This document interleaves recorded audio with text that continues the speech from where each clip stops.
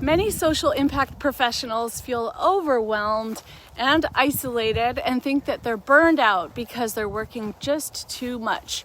But the real problem is something far more uncomfortable. You're actually doing things that are making your nervous system worse. So take a walk with me now through this vineyard down to the Russian River right there while we discuss this. I was actually just talking with the incredible pastor of a community that has a lot of trauma and systemic injustice in their lived experience. And so much of how he lives and works reminded me of the importance of having a full reset every week and even every night. I've been trained in the transformational mindset facilitator method with David Bayer, and I coach leaders to make game-changing decisions. But we need to think about that underlying thing that lives in the state of our nervous system regulation. So, you care deeply about the work that you do, right? You're constantly thinking about the mission. And even when you're technically off on a break, your brain probably won't fully shut off. And if that sounds familiar, there's a specific reason that your productivity isn't improving. No matter how many productivity systems, time blocking strategies, and burnout tips that you try. And the fix isn't another productivity hack. It's a somatic shift in our bodies most have never been taught. Now, some professionals spend up to 80% of their day in a stress response, which literally shuts down part of the brain responsible for focus and creativity. That's why your productivity isn't improving until you fix this. And here's the part nobody wants to say out loud. The same habits that you think are helping you stay responsible, high capacity, and committed might actually be training your body to stay in survival mode. So now I want to show you why many can't turn off their brains often when it's time to rest or to sleep, and what that does to your productivity, and how to use a somatic reset plus a powerful decision-making process to finally create momentum in a simple way without frying your nervous system further. Because meaningful work should not require chronic self-abandonment, right? And high productivity should not come at the expense of your amazing body and your inspiration. So let's get right into it. If you've been telling yourself, I need to meditate every morning, I just need to be more disciplined, I need to run 4 times a week, I need a coaching program, I need a better system, I need better tools, I need to stop procrastinating, I need to get it together, then I want to gently challenge that. Because for a lot of impact professionals, the issue is not that you don't care. It's not that you're lazy either.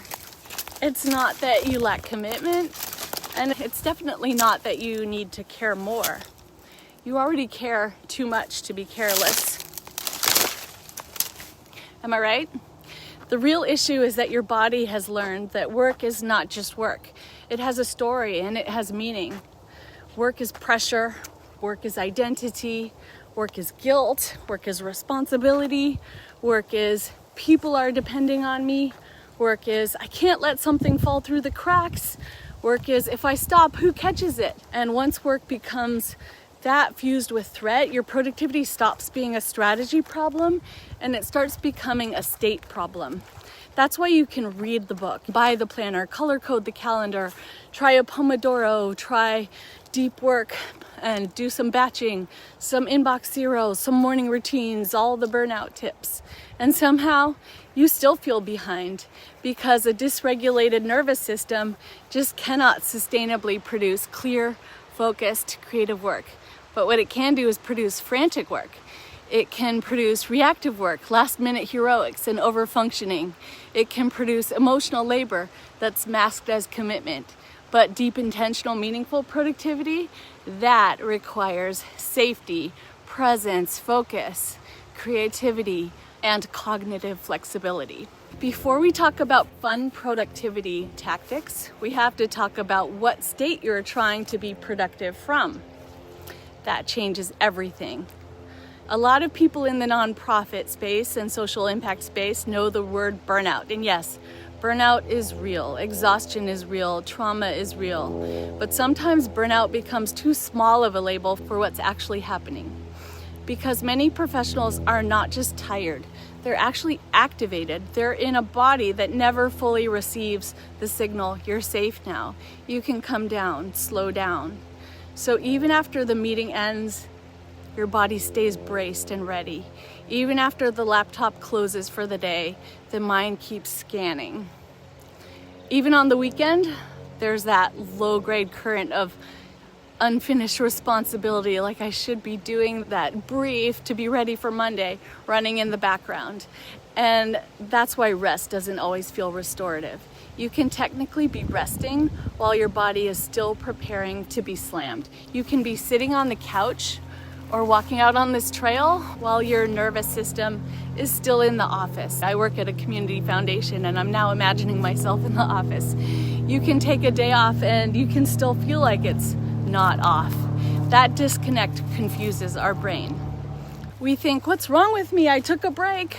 Why do I still feel wired? Why can't I concentrate? Why do simple tasks feel heavy?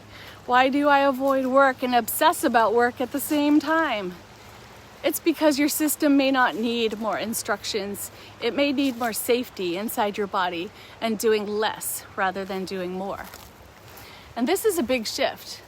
You start recognizing that your body has adapted intelligently to chronic mission-driven pressure. And that doesn't mean you're stuck there, but it does mean the way out is not self-criticism. Social impact professionals often carry a very specific kind of stress.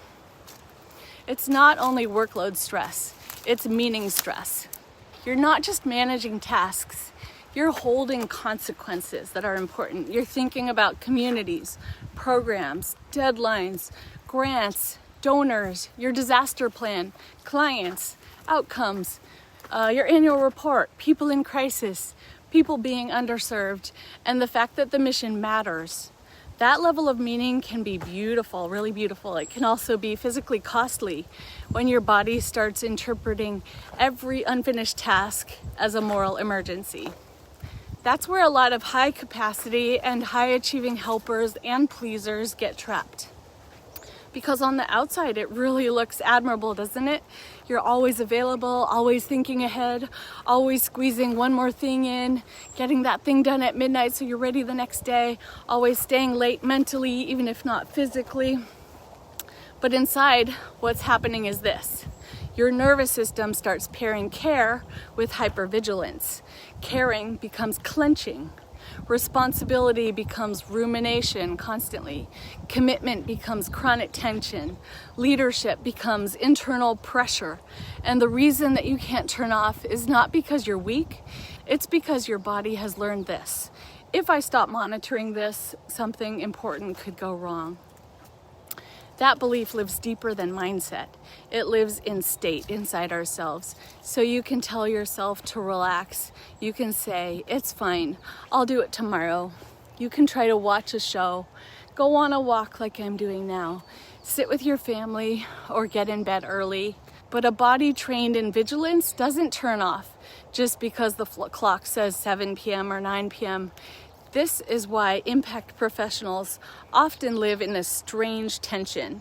They are exhausted but can't stop. They are overwhelmed but still pushing.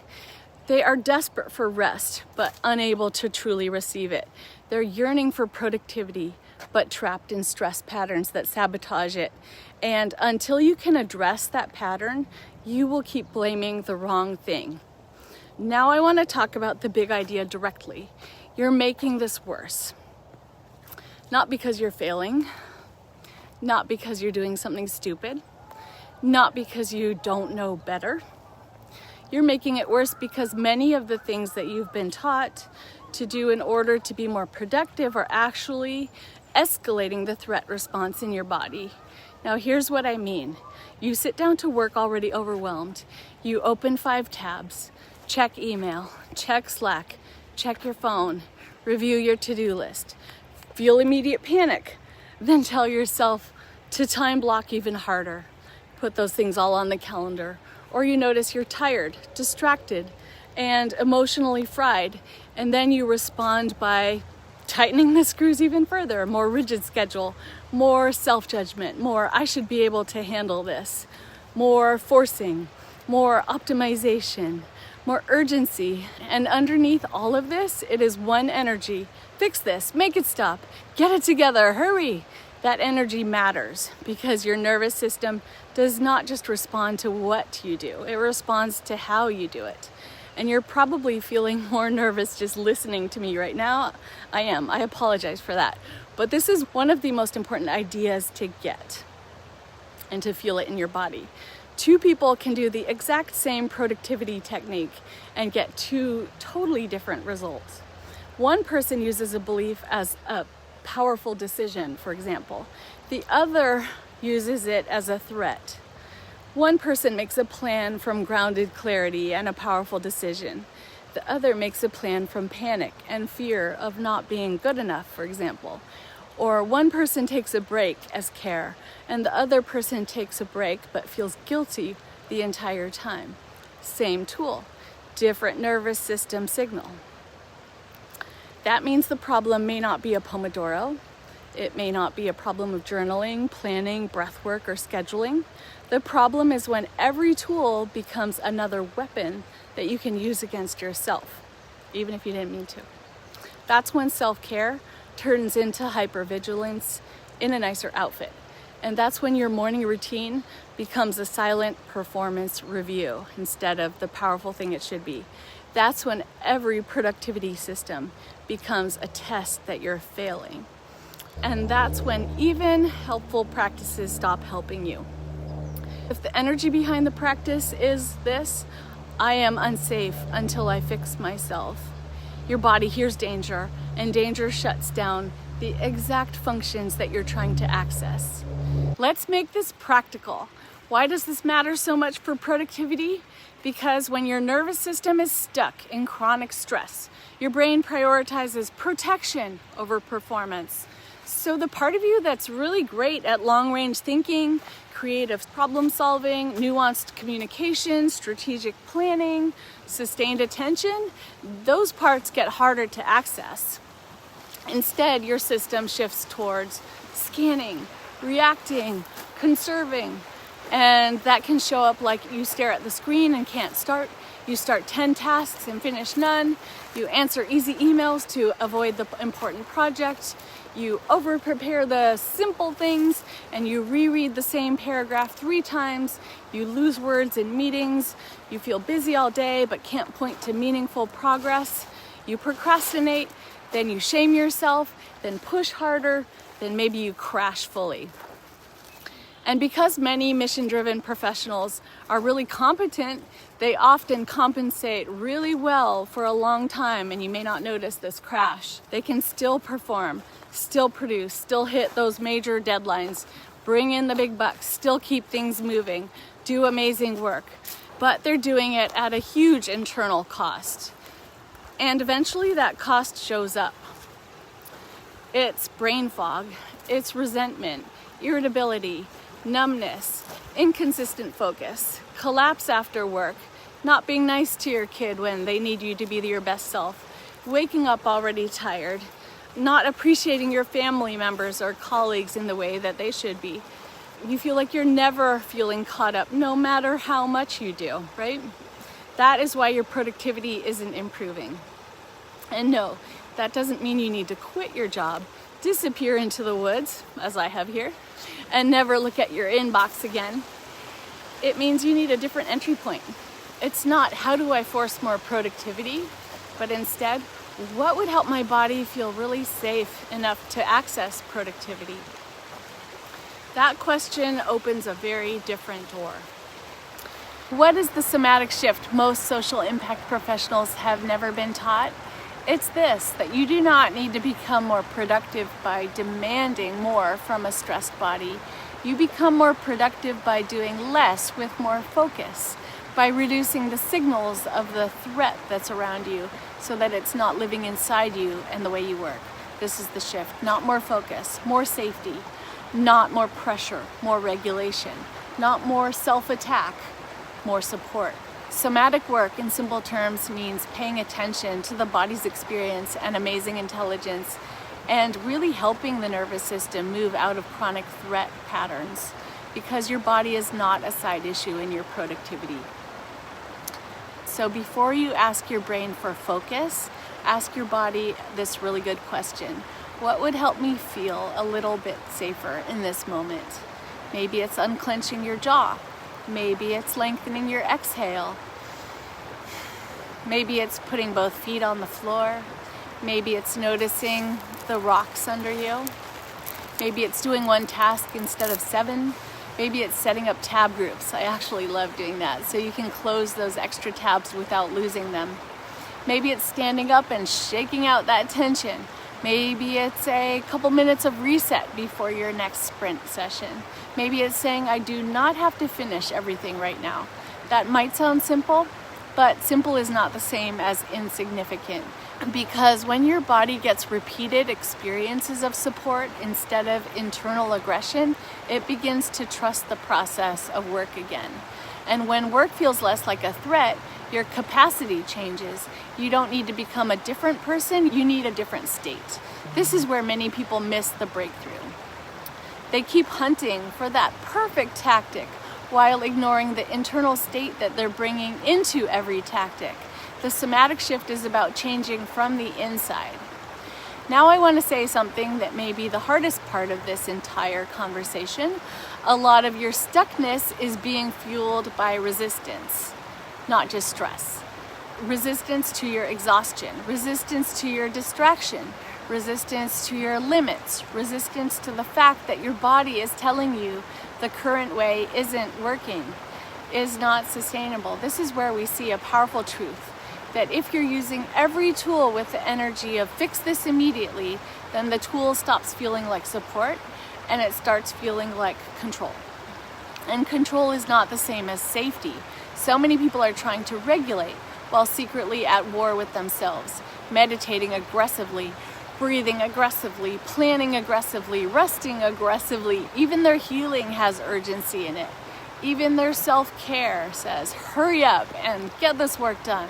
And your nervous system can feel that. And that's why acceptance and authentic acknowledgement matters so much. Acceptance does not mean you like where you are. It does not mean that you're giving up. It does not mean that you're lowering your standards or becoming passive. It means you stop arguing with reality long enough to actually support yourself inside it. It sounds like, okay, this is the state I'm in today. I feel activated. Or I feel scattered. I feel so tired. I feel pressure. I don't need to shame that into changing. I can work with what is right here, right now. That shift alone can soften the entire system because the body is no longer dealing with that original stress plus the added stress of self-rejection. And that gives you something really critical. Access to choice, access to clarity, access to the next small step, access to energy. So if you want your productivity improved, stop trying to dominate your nervous system. Start leading it and guiding it along the path. Do less with better focus. Trust your body to know what you want. I'm sure you've had experiences where you're in a session where you're very focused. If you have a mastermind, you know this experience. You are there sitting together, you put a timer on for 25 minutes and you're just working there and you're in focus and you get that thing done and you do it without distraction. In one of my next episodes, I'll tell you more fully about the power of decision and signs that you're healing. For now, I invite you to subscribe to my channel, like this video so it helps others benefit, comment about what helps you focus and take care of yourself the most, and see the resource there that I provide in the description. Thanks so much, and I'll see you later.